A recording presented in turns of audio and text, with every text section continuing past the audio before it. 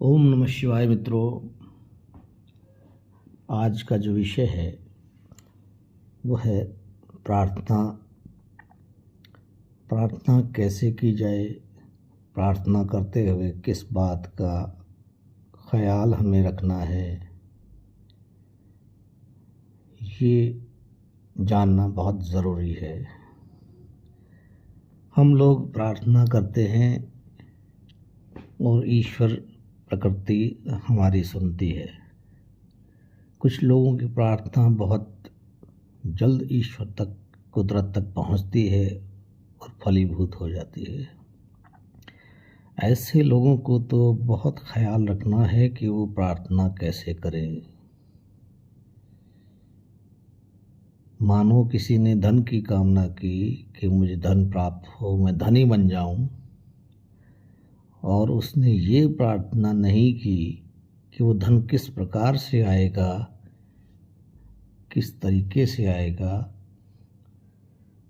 तो बहुत संभव है कि वो व्यक्ति किसी बुरे कर्म से धन प्राप्ति करना शुरू कर दे। तो ये ज़रूरी है कि जब हम ईश्वर से प्रार्थना करें तो प्रार्थना में जिस चीज़ की लालसा कामना हम करते हैं उसको पाने का तरीका भी हम ईश्वर को बताएं। बहुत ज़रूरी है कि ईश्वर, हे भगवान, कुदरत, मुझे धन मिले तो सही तरीके से मिले, सही रास्ते से मिले, मैं इतना कर्म कर पाऊँ, ऐसे रास्ते मुझे मिले, नेक रास्ते मुझे मिले कि मुझे धन प्राप्ति होनी शुरू हो जाए। लोगों ने धन पाया लेकिन साथ साथ व्यभिचार भी उनकी तरफ दौड़ आया, क्योंकि धन जो उन्होंने कामना की थी वो तरीका उसका गलत था, और जो गलत तरीके से धन आया उसके साथ साथ बुराइयां भी आनी शुरू हो गई। क्योंकि ईश्वर से जो कामना उन्होंने की थी वो सिर्फ धन की थी। जिस तरीके से धन आना था वो तरीका उन्होंने ईश्वर को नहीं बताया, क्योंकि वो परमात्मा है, वो तथास्तु कह देता है।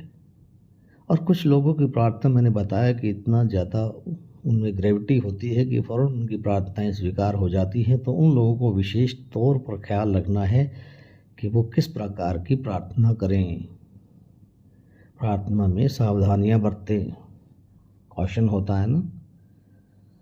हम घर में बिजली का इस्तेमाल करते हैं, लेकिन बिजली का इस्तेमाल करते हुए हम सावधानियां भी बरतते हैं।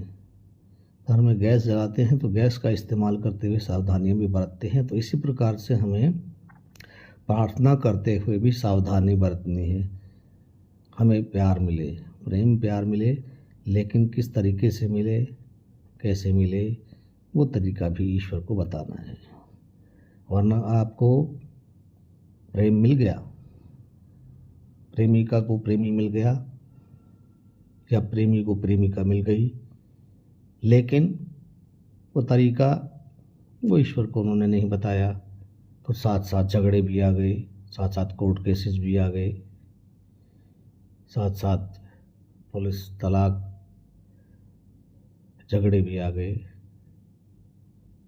केसेस भी आ गए। तो इस प्रकार की प्रार्थना हमें नहीं करनी है। हमें प्रार्थना में कॉशन, सावधानी भी रखनी है कि हमारी प्रार्थनाओं में जो हम कर रहे हैं वो उनकी जो आउटकम हो, उनके जो परिणाम हों, उन पर भी ध्यान रखना है कि वो भी हमारे सकारात्मक ही हों। तो सकारात्मक प्रार्थना करी जानी चाहिए। तो सकारात्मक प्रार्थना में किस प्रकार से हमें कोई चीज़ मिलेगी, कोई वस्तु मिलेगी, कैसे हम किसी चीज़ को प्राप्त करेंगे, उसका तरीका, और उसको पाने के बाद भी वो चीज़ हमें दुख ना दे, परेशानी ना दे, पीड़ा ना दे, इस बात का भी हमें प्रार्थना में ख्याल रखना है।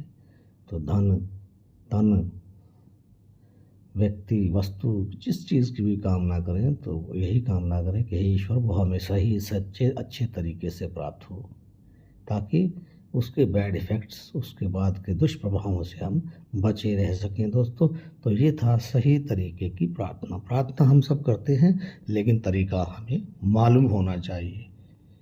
तो आज मैं ध्यान में बैठते हुए मुझे इस बात का ख्याल आया, तो ये मैंने आपके सामने रख दिया है दोस्तों। ख्याल रखें। ओम नमः शिवाय।